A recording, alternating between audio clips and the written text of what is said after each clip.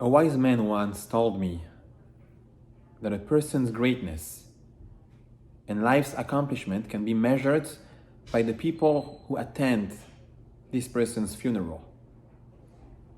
The more people come, and the more that shows how great this person was. It's very true, but we live in days where unfortunately funerals are being very limited, and therefore this has to be revised. But I have to say that the rule still applies. And so many times, someone's life will have an impact that is so much bigger after his death. But let me tell you why I'm saying this. We have in our Torah 5 parashiot that are named after people. The parasha of Yitro, the parasha of Noah, parasha of Korah, Balak, and Pinchas. And all of them made a huge impact. An impact on human history, an impact on Am Israel, an impact on our future. Because each one of them contributed to be someone special and unique, to represent a message of hope. Noah was that person that took over the world after the entire generation of the Mabul was decimated. Yitro, the symbol of the Ger, the convert, the person who's looking for the truth, and a role model for all the Gerim.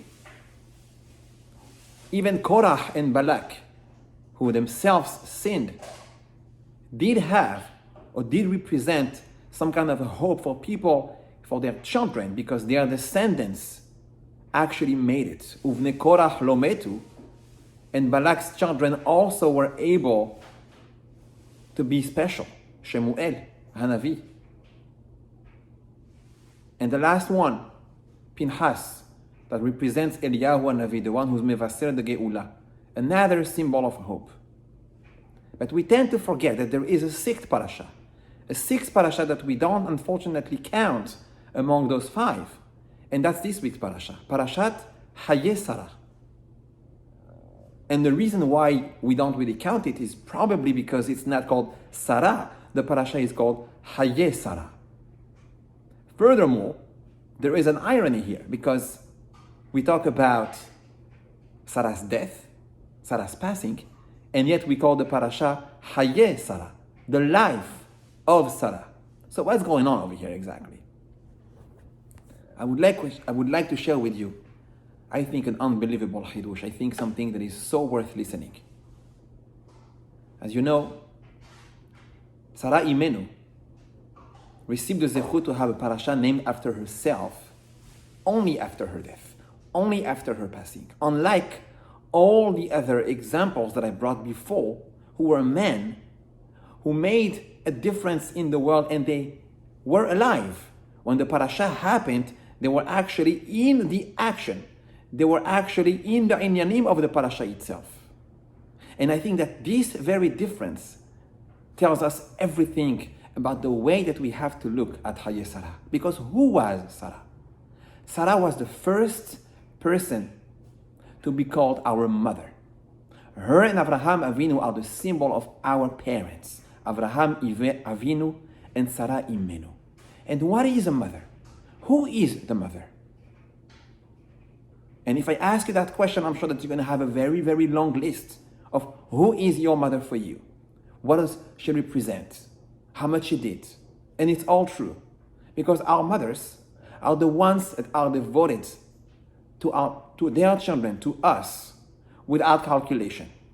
The ones that are devoted with true love, dedicated 100%, if not more, to do everything that's necessary for their children. In fact, Sarah Imenu died because she was a mother, because she was so worried about her son Yitzhak.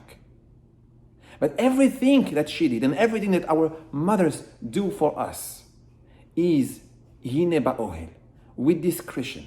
Sometimes we don't know about it. It's not just about the fact that they do it from inside the house.